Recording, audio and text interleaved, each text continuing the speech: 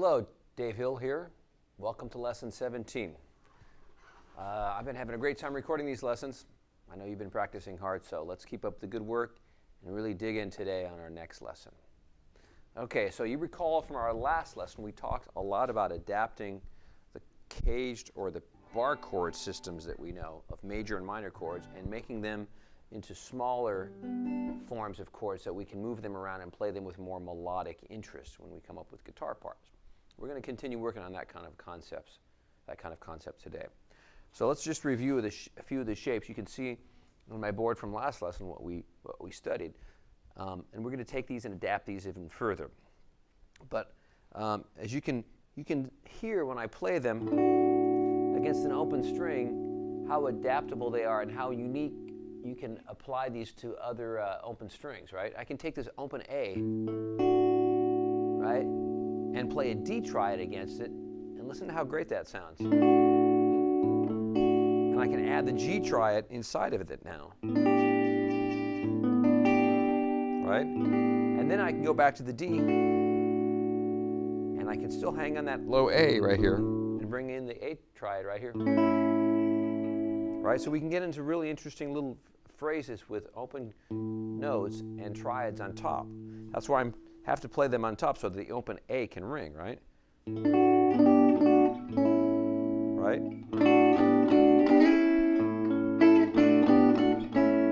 Or I can go.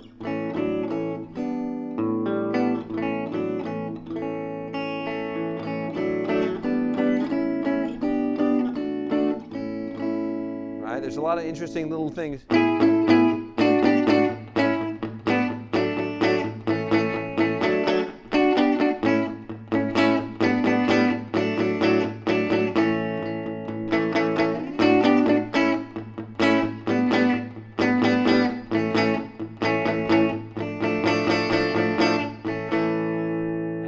Is taking these same shapes and I'm just bringing them up and down the D, the G, and the B string, and I'm playing them against the open A string. So it's kind of fun to do this because you can come up with all kinds of creative ways to make A sound interesting, right?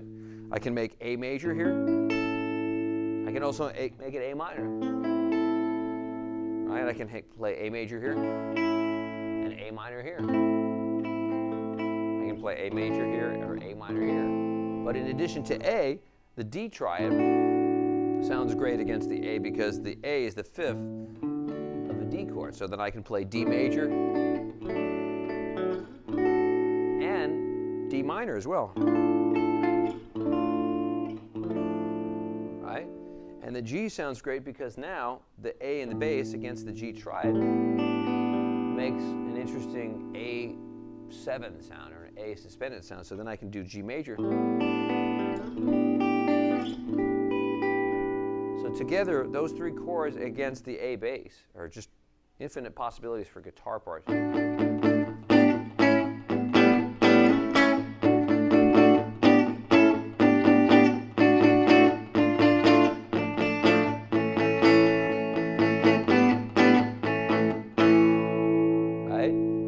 If you did that against different roots, like let's say at the low E, you'd have the same kind of.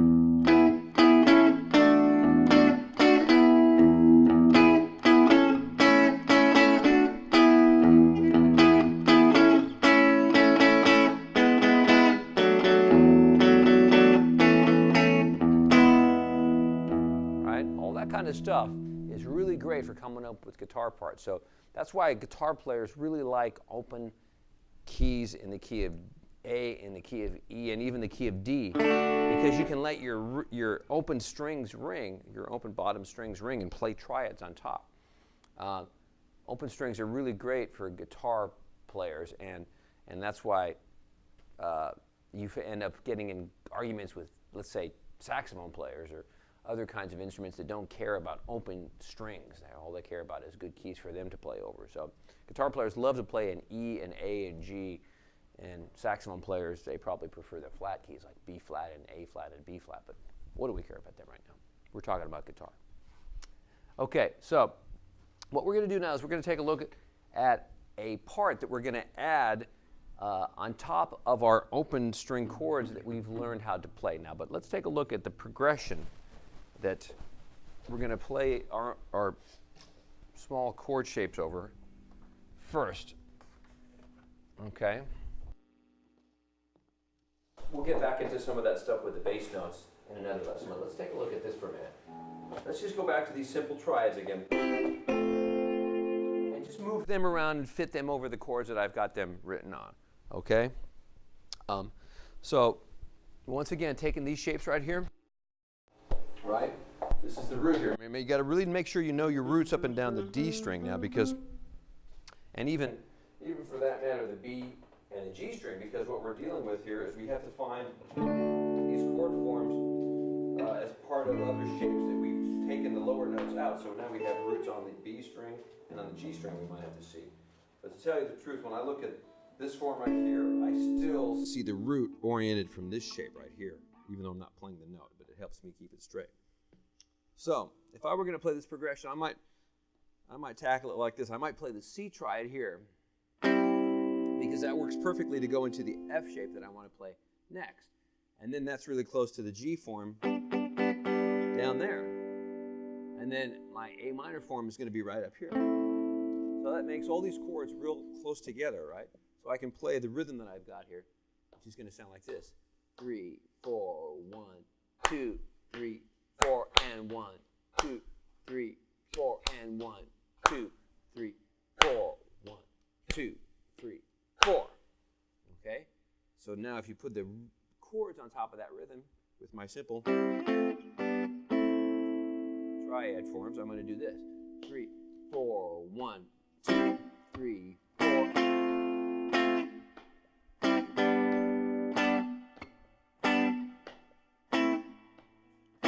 1, 2, 3, 4, and 1, 2, 3, 4, and 1, 2, 3, 4, 1, 2. One more time. 1, 2, 3, 4, and 1, 2, 3, and 4, and 1, 2, 3, 4, 1, 2, 3, 4. Okay? So when it's a little faster, that'll take on a little bit more life. Let's say it was like 1, 2.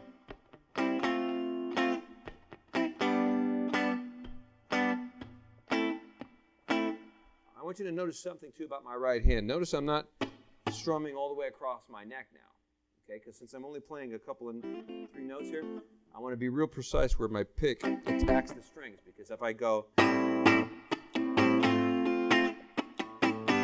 right, it's too easy to hit open strings or to hit a lot of dead strings in there because I'm only playing 3 notes. So I really focus on just the strings I'm playing. Okay, so make sure you do that. Mute with your thumb if you can, and just be really aware of where you're picking the strings, because you want to make sure it's just the D, the G, and the B strings. Okay, so let's see how it feels against the groove now.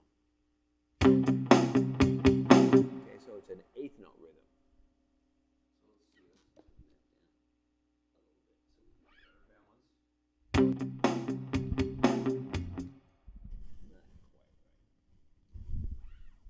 So let's say if that was a tempo, we know that it's going to be like this.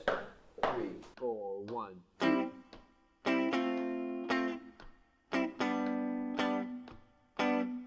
2, 3, 4, 1, 2, 3, 4.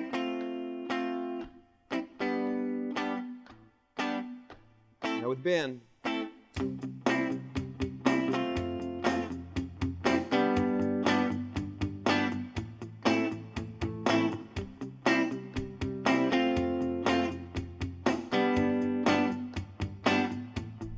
if I played it somewhere else, it could be like this.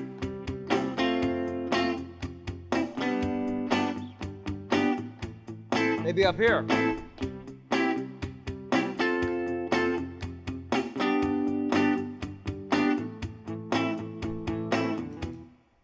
was kind of interesting. I found that this position up here of the triads worked pretty well too, because I could play C to F pretty quickly.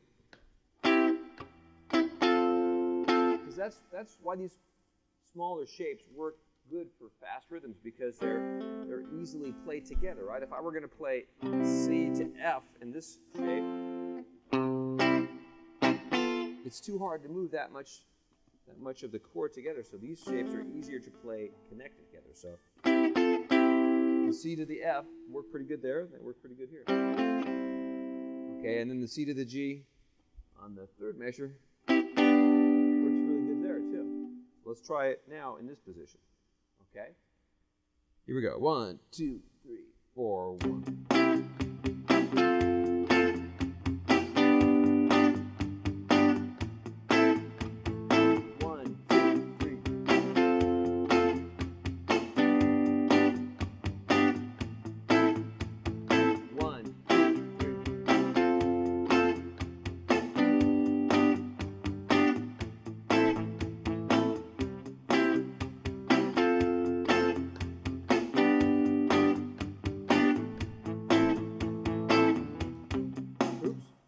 So it's just a matter of what melody you want to create on the top voicing of your chord, right?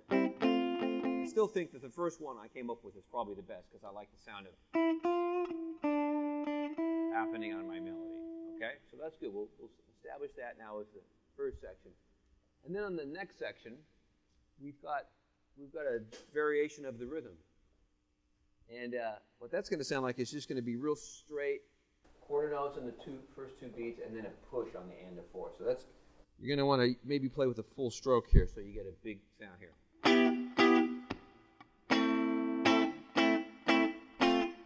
3.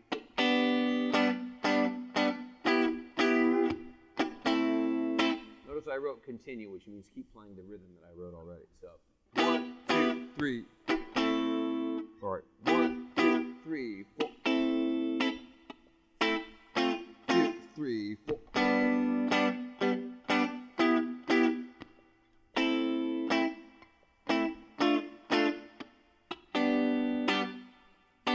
Okay, so we'll do that through the part where it says quarter notes. When I get to the quarter notes, what I want you to do is just simply play quarter notes. So I want you to do this. Now we're going to take this three-note minor chord, and we're going to add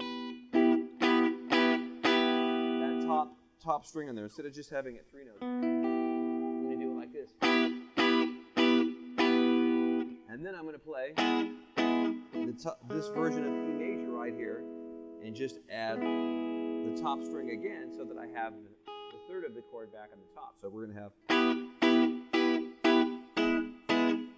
and then A minor is going to be now not just the 3 notes, but 4 notes again. So we're adding one more note to our 3-note voicing by playing to the top string.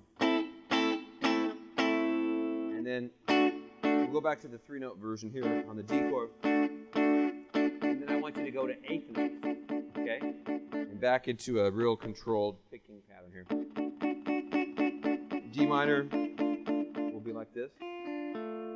G major will be right here. Back to the 3-note string, and then C major.